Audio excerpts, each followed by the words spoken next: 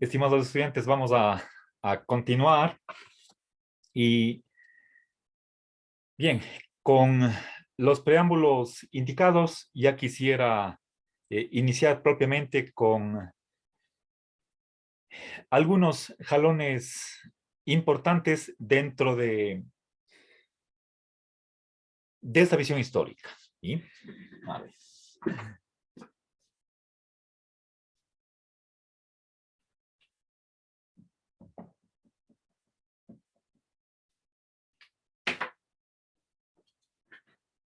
A ver, en la antigüedad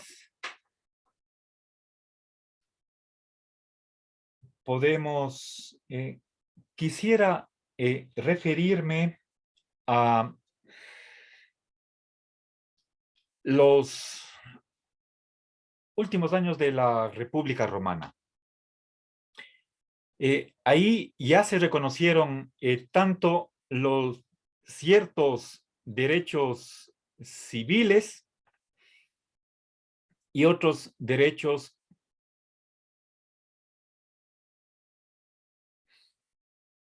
que caerían dentro de lo que se conoce con el nombre de derechos económicos y sociales.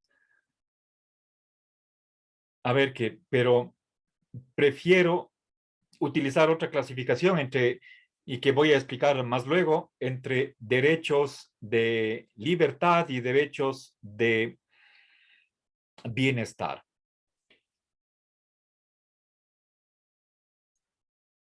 Se reconocen ambos tipos de derechos en la Roma antigua y les voy a dar una lista de esos derechos, sobre todo los del primer tipo. A ver, bueno, pero lastimosamente estos derechos no son humanos, sino del ciudadano romano.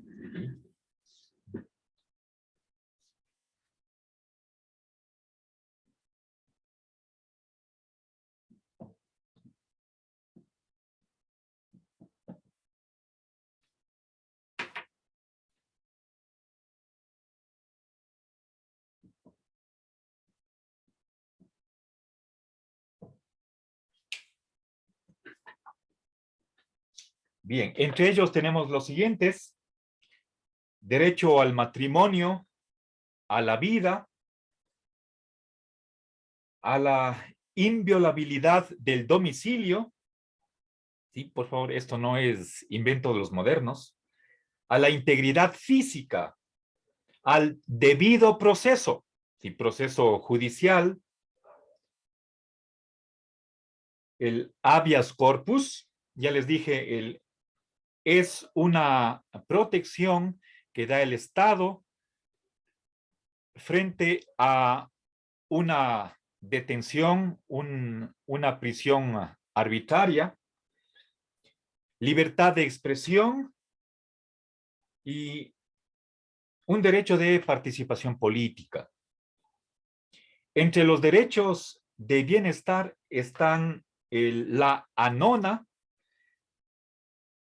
que es un derecho básico a la alimentación.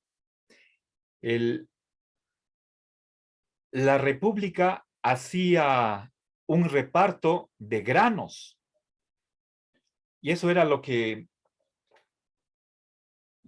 recibía la capa más pobre de la población.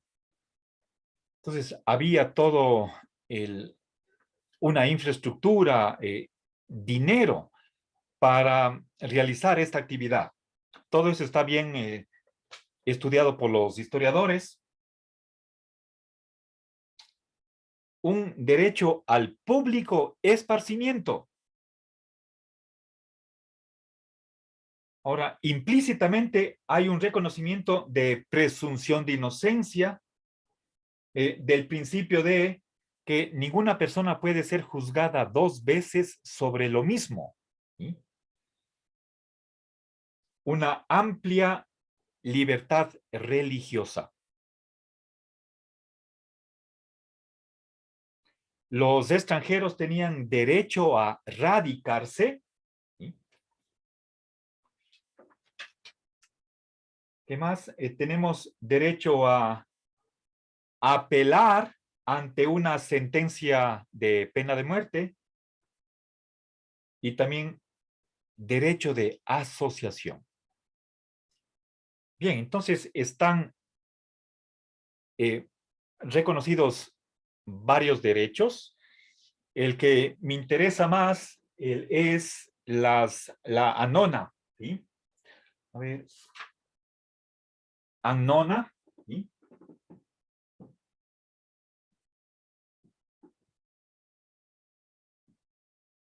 Que es a la alimentación.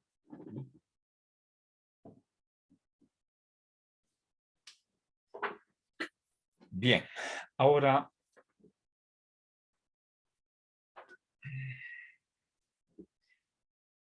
veamos qué pasaba en la Grecia antigua y para ello quisiera remontarme al siglo V antes de Cristo, en tiempo de los sofistas.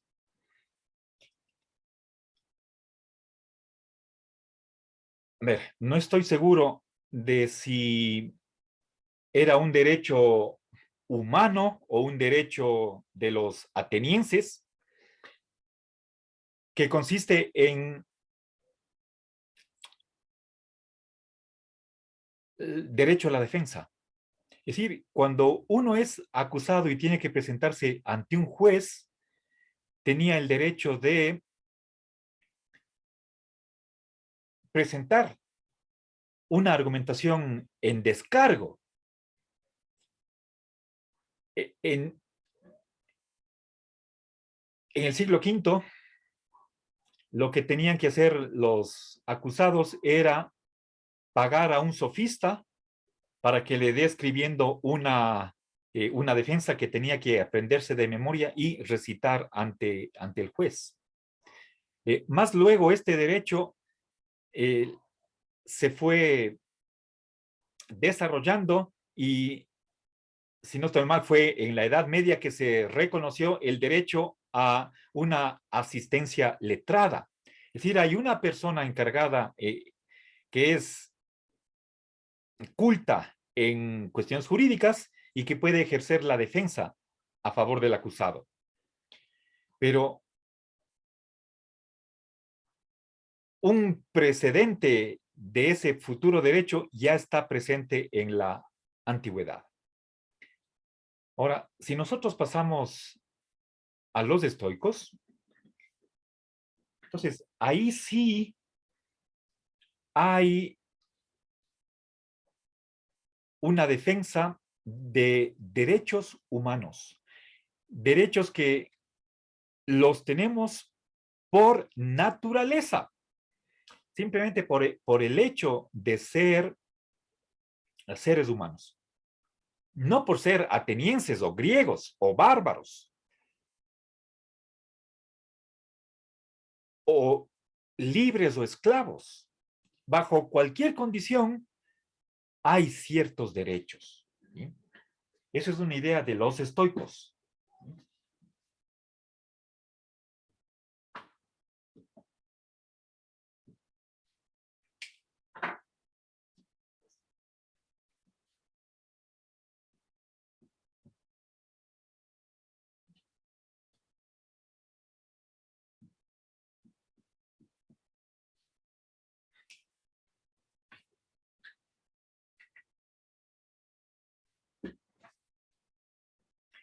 Derechos como por ejemplo los de ser tratados con justicia y benevolencia. Ahora, en el caso de Séneca, él incluso habla de que tenemos derecho a un amor fraterno. A ver, fíjense que aquí tenemos una diferencia, mientras que en en el periodo último, antes de que desapareciera la República Romana y se instaurara el imperio, lo que se reconocían son derechos de los romanos, de los ciudadanos romanos, e incluso derechos para los extranjeros de poder radicarse. También los esclavos tenían derecho. Si es que el amo le daba la libertad, entonces tenían derecho a vivir libres.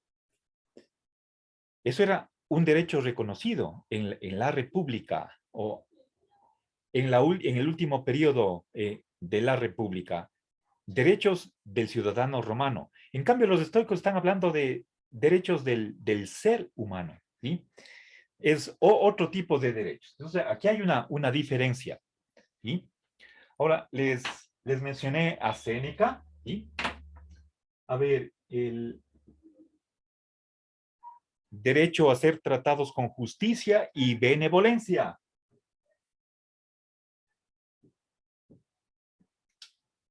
Séneca habla de hacer tratados con amor, ¿sí? Un amor fraterno, ¿sí?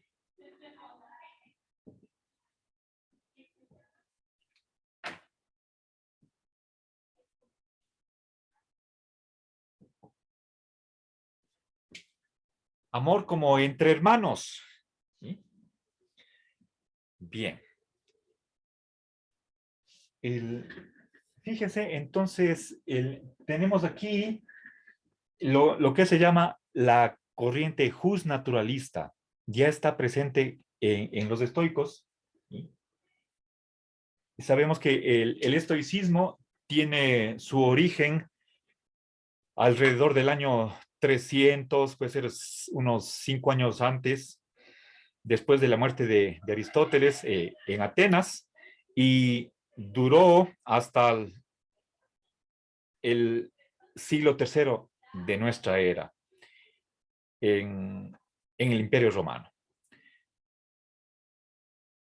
600 años en total, ¿sí? Entonces, es gracias a la influencia que tuvieron los filósofos estoicos que poco a poco, si quieren ustedes lentamente, se fue reformando el sistema jurídico, el derecho, para dar un trato menos cruel a los esclavos.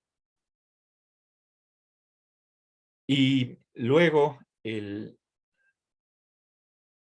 por esta influencia estoica, en la Edad Media, tratar de eliminar la servidumbre, el estado de que ciertas, perdón, sí, ese estatuto de que ciertas personas son siervos del señor feudal. Ahora,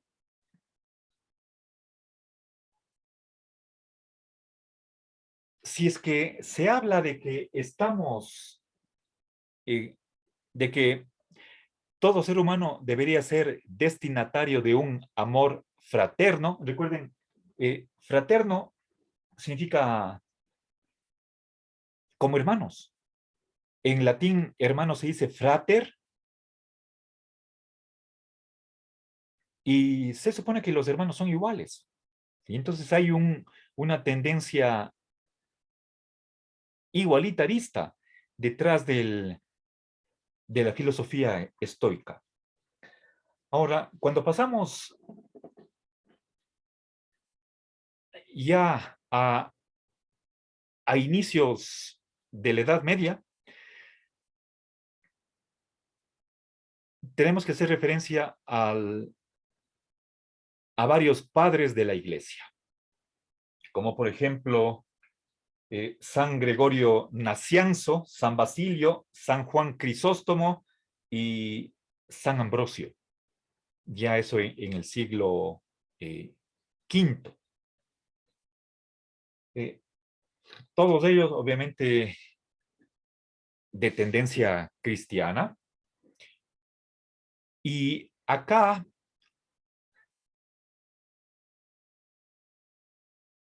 se habla de que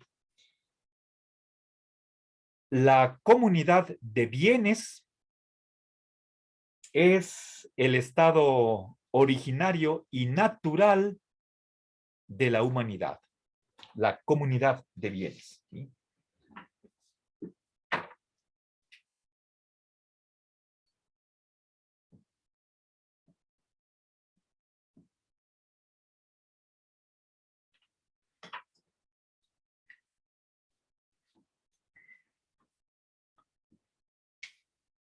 A ver,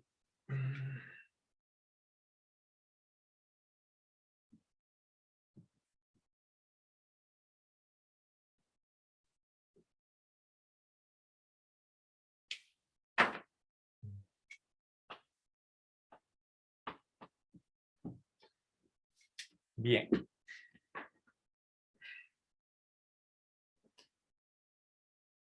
Para contextualizar y para una comprensión cabal de cuál es la discusión que está detrás de esta idea, pensemos en aquella parábola de,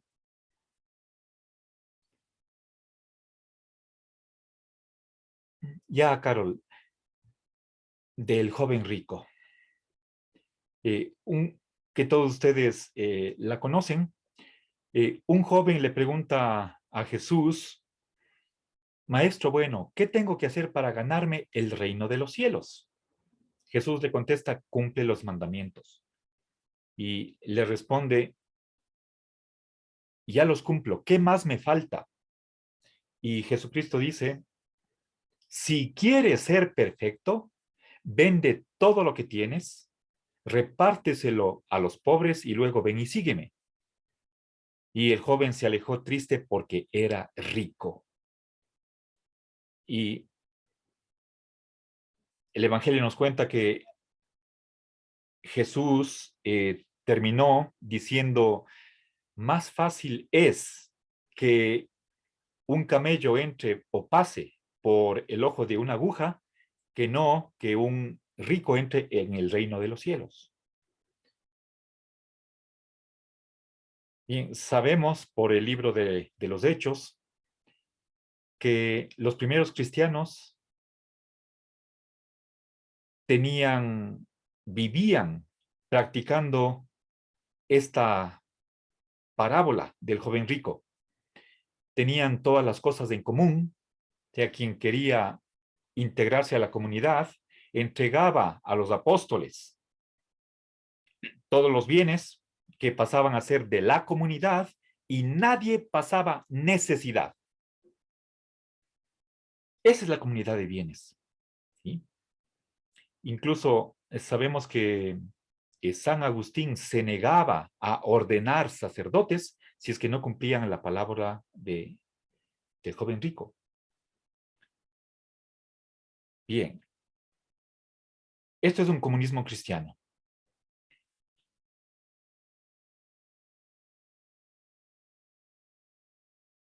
Ahora,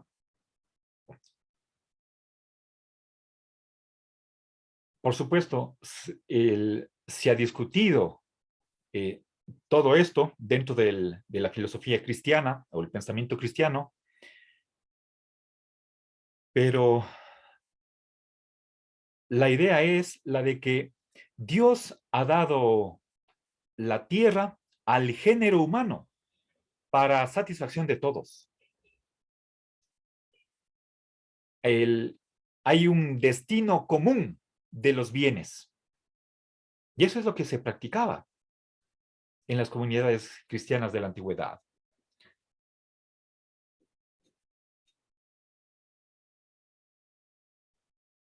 Se creía que, por lo tanto, la propiedad privada era injusta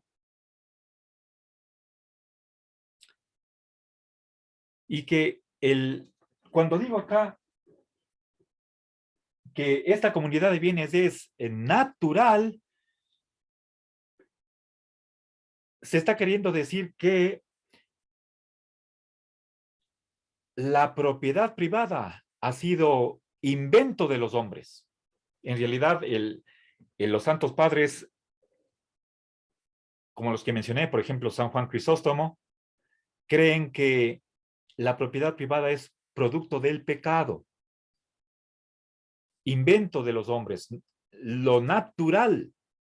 Y cuando hablamos de derecho natural, nos estamos refiriendo a un derecho eterno, inmutable, independiente de la voluntad de cualquier autoridad, incluso de la voluntad divina. No depende del querer de Dios, sino que es algo que Dios conoce. No es que establece o que instituya. Si es que depende de algo de Dios, es de su intelecto, pero no de su voluntad. Entonces, ese es el derecho natural. Ulpiano dice que el derecho natural es lo que la naturaleza ha prescrito a los animales. Y por lo tanto, o sea, hay normas que rigen no solamente para el mundo humano, sino para cualquier otra sociedad de seres que tengan una inteligencia o un conocimiento del mundo y tengan voluntad, o si quieren, apetitos, deseos. Y por supuesto, hay muchísimas especies que son sociales, desde insectos como las hormigas, las abejas, las arañas, aves, mamíferos, y por ejemplo, gacelas, cebras y simios emparentados muchísimo más cerca con nosotros, como gorilas, chimpancés, etcétera. Nosotros no somos los únicos animales sociales. Y entonces, teniendo en cuenta esta variedad de especies sociales, para posibilitar esa convivencia, hay normas, un sistema de normas, hay un derecho. Y ese derecho no es creación de un jefe, una autoridad, quien tiene el poder, sino que es natural, o si quieren, con natural a los miembros de una especie. Bueno, entonces, la comunidad de bienes se ajusta al derecho natural, mientras que la propiedad privada ha sido producto de la codicia. ¿Sí? Bueno, ahora, si es que, entonces la propiedad privada injusta, ¿sí? Si es que es injusta, entonces tenemos derecho a vivir en una sociedad sin propiedad privada. Esa es la consecuencia lógica que debía sacarse de estas premisas.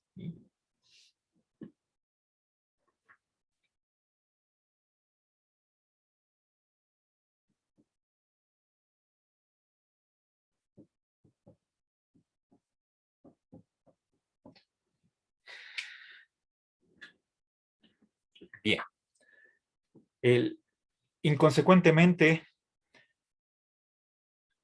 no se luchó contra la propiedad privada y además en la antigüedad, incluso hasta Edad Media, Renacimiento, dos instituciones estaban estrechísimamente relacionadas y eran la propiedad privada y la esclavitud.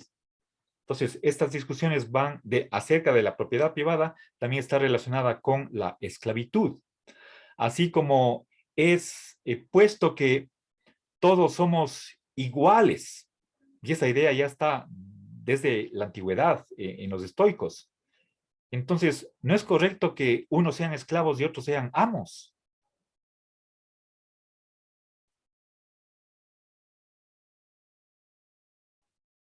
Y por lo tanto, tenemos derecho a vivir en libertad.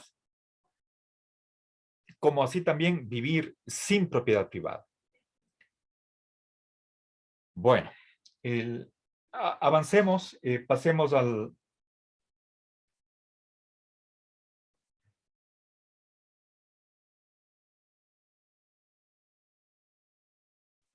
Pasemos a la edad moderna. A ver, vamos al siglo XVII. ¿Sí? ¿Cómo se concebían los derechos en esa época? ¿Sí?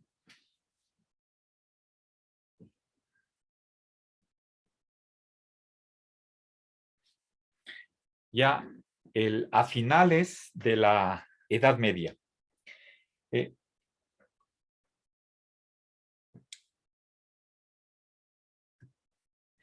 los derechos se concebían como una especie de defensa o escudo, ¿sí?, frente a los abusos del poder.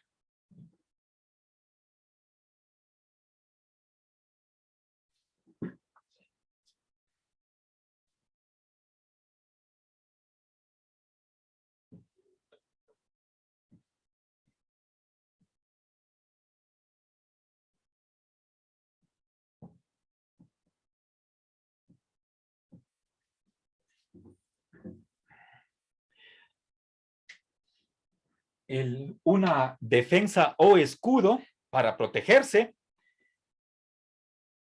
contra quienes tienen el poder. Por ejemplo, los monarcas, que la monarquía ha sido la forma preponderante de gobierno. No la única, pero la que ha sido más exitosa frente a la república, que también ha habido periodos en los cuales tuvo vigencia. Bien, entonces ahora piensen, por ejemplo, a ver, volvamos a la República Romana, a finales.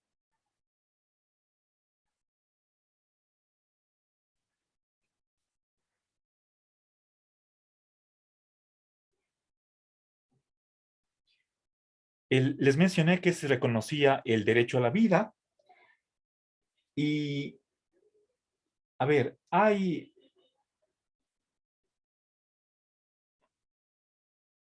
en el siglo I antes de Cristo, había una ley que castigaba con el destierro a el autor y al decisor de ejecutar a un ciudadano romano.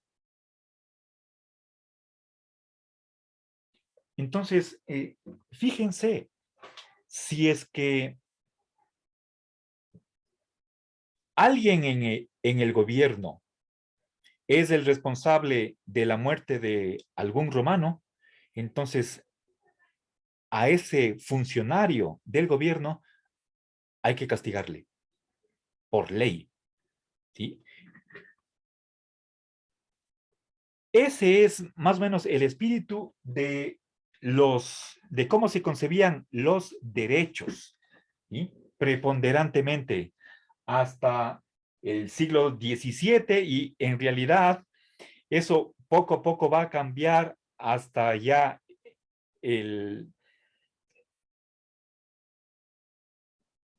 su desarrollo máximo en el siglo XX.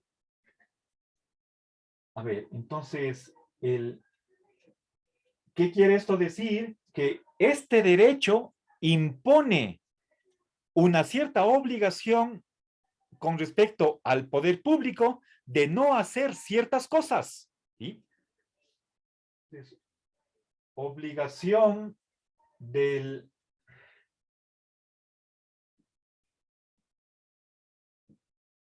Pero es una obligación negativa, ¿sí?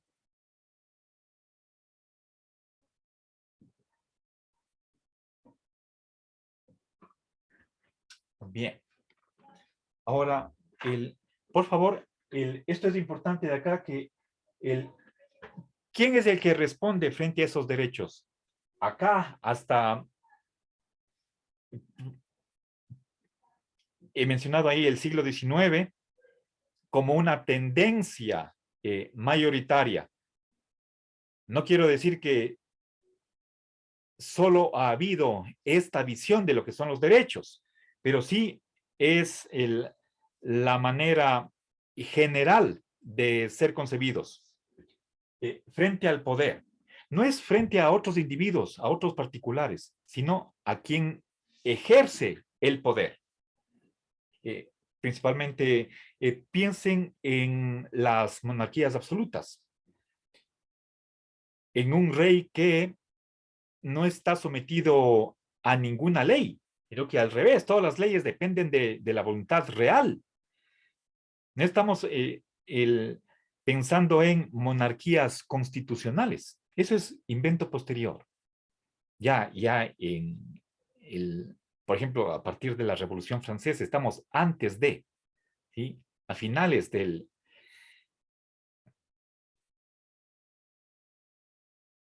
Bueno, perdón, estamos en los años, en las décadas antes de la Revolución Francesa. Pero ya, obviamente estamos en la modernidad. Bien, entonces,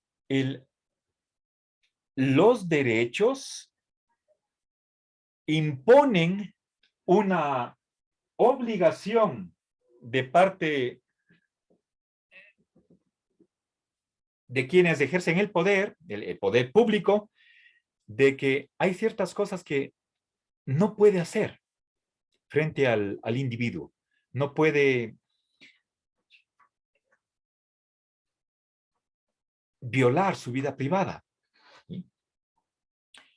Bueno, ahora piense, por ejemplo, uno de los avances que consiguió la ilustración, el pensamiento ilustrado, es el reconocimiento del principio de legalidad, de que nadie puede ser acusado de un delito que no esté tipificado. Es decir, para que uno pueda ser detenido y llevado ante el juez, primero tiene que demostrarse que ha cometido una falta en contra de algún artículo y por lo tanto que ha violado la ley. De caso contrario, ahí tenemos simplemente un abuso, ¿sí? Un abuso del poder.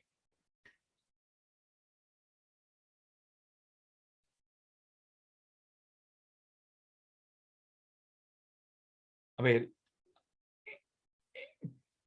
el siguiente punto que quiero comentar brevemente es el de la Declaración de los Derechos del Hombre y del Ciudadano de 1789.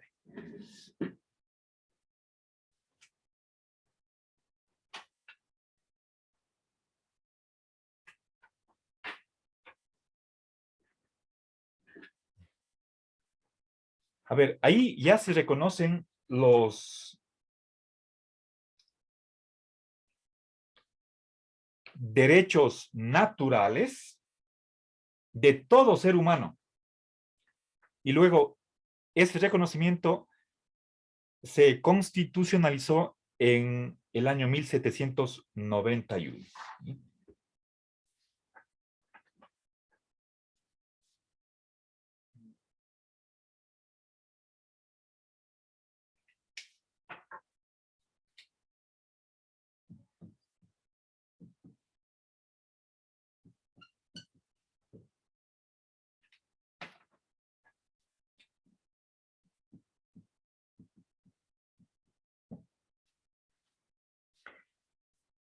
Verán, el nombre es Derechos del Hombre y del Ciudadano Francés.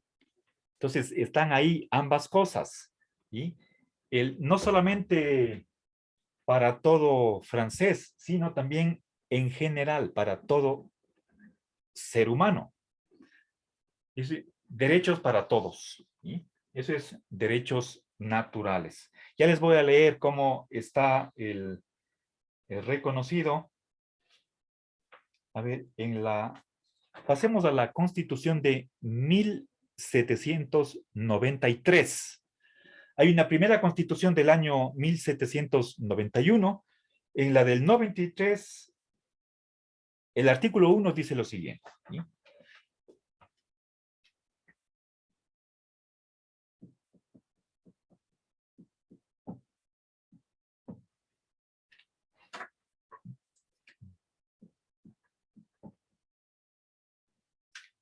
Y pongan atención, esto es importante.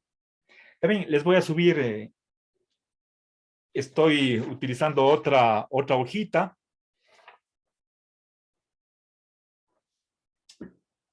para que tengan ustedes este material que me parece importantísimo para su uso el presente y futuro. Dice, el fin de la sociedad es la felicidad común. El gobierno se instituye para garantizar al hombre sus derechos naturales e imprescriptibles. Imprescriptibles significa, con otras palabras, inalienables, que nadie puede suprimir. Bien, aquí se habla de derechos naturales. ¿Sí? Derechos naturales. Nuevamente está ahí la corriente del justnaturalismo. ¿Sí? Bien.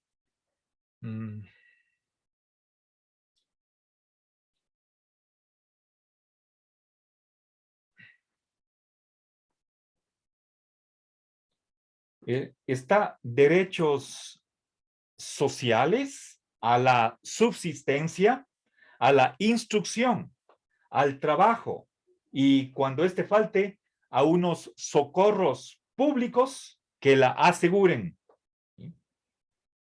La sociedad tiene obligación de asegurar la vida de sus miembros, dándoles trabajo o subsidio. Bien.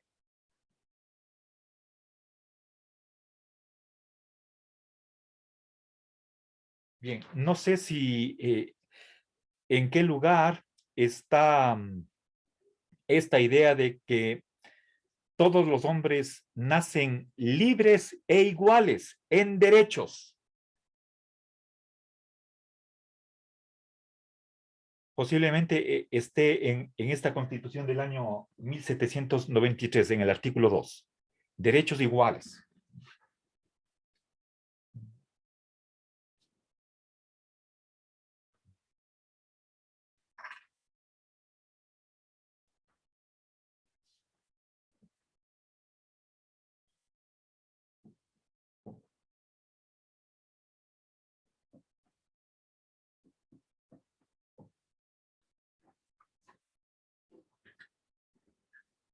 Bien.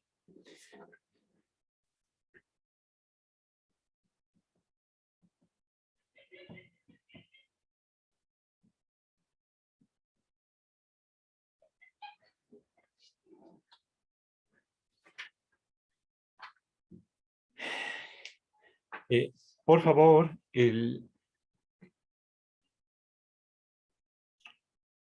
esta idea de la igualdad de derechos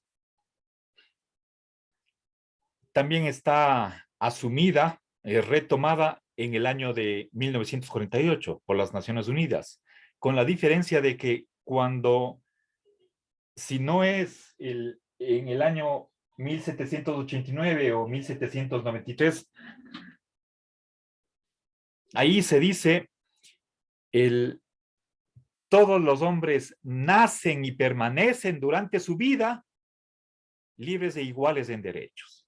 En cambio, en el año 48 se dice, nacemos iguales en derechos. Ya no se dice y permanecen durante toda la vida iguales en derechos. Pero bueno, eso,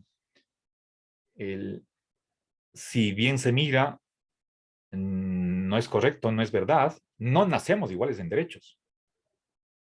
Quienes nacen en una familia rica tienen derecho a heredar la propiedad de sus padres. Quienes nacen en una familia pobre no tienen ese derecho, porque los padres son desposeídos. No tienen ninguna fortuna, por lo tanto son desafortunados. ahí hay desigualdad de derechos. Entonces, bueno, una cosa es lo que está reconocido en el papel con bonita letra y otra cosa es la realidad. ¿Sí? Pero bueno, sigamos. Disculpen que me desvíe un poco. A ver, estamos en el año 1793. Al año siguiente, la Asamblea Nacional declara, la Convención Nacional declara la abolición de la esclavitud en los territorios ultramarinos, ¿sí? Por ejemplo, en Haití. Si es que la revolución se hizo en nombre de la igualdad, la fraternidad y la, bueno, libertad, perdón, libertad, igualdad, fraternidad, habría sido inconsecuente con esos ideales si es que se sostiene que todos son libres e iguales, pero sigamos manteniendo la esclavitud. Eso había sido absurdo. Entonces, en el año 1794, hay la abolición de la esclavitud. ¿Sí?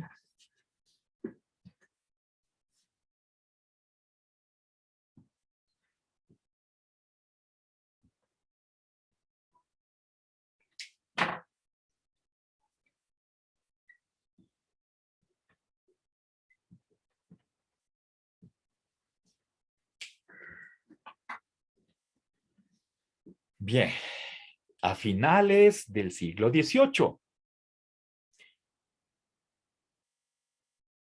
Pero, bueno, por más que este sea el primer país en hacer esta declaración, sabemos que llegamos al siglo XIX y todavía sigue la esclavitud. ¿Sí? Tendremos que esperar al siglo XX para tener casi en todos los países el reconocimiento oficial de la abolición de la esclavitud.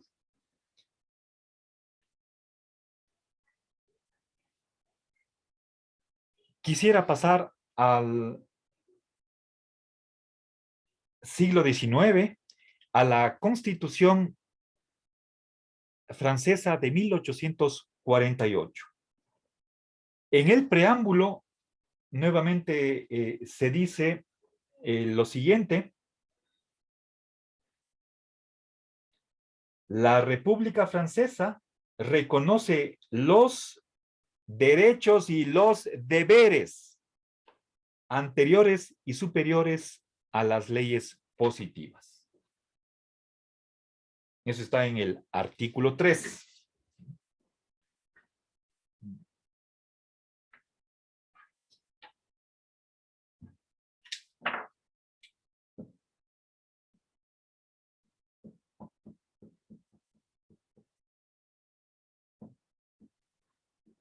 1848, una constitución revolucionaria. ¿Sí?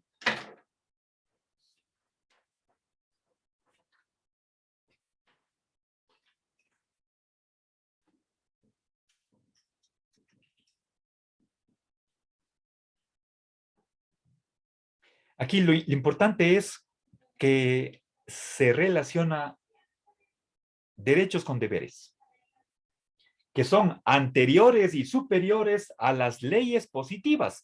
Las leyes positivas son las decretadas por una autoridad. ¿Sí?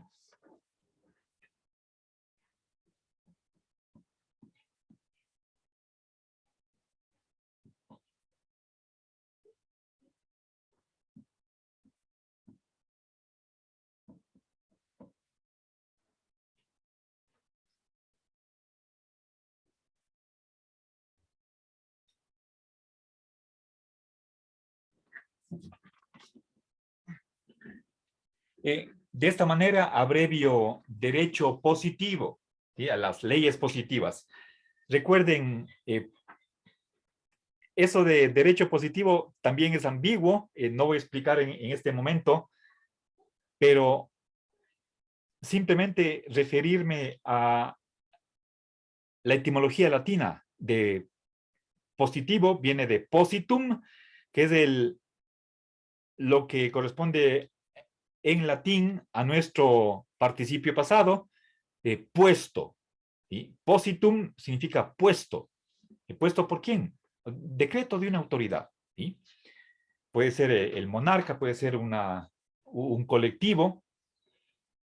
Bien, entonces, nuevamente aquí, fíjense, esta es una de las caracterizaciones contemporáneas de lo que es el derecho natural. ¿Sí? Es anterior y superior al derecho positivo, al derecho puesto por una autoridad. ¿Sí? La República se propone asegurar un reparto cada vez más equitativo. ¿Sí? La República se propone asegurar un reparto cada vez más equitativo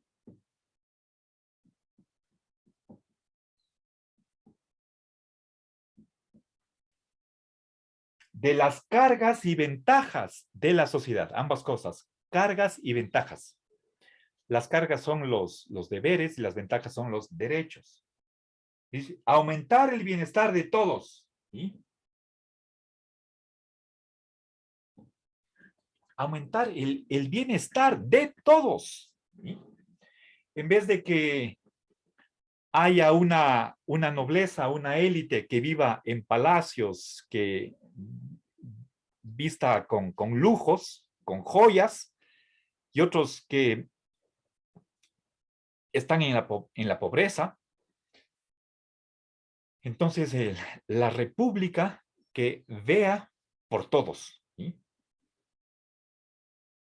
Cada ciudadano debe contribuir al bienestar común, a ayudar fraternalmente a sus conciudadanos. ¿Sí? Bueno,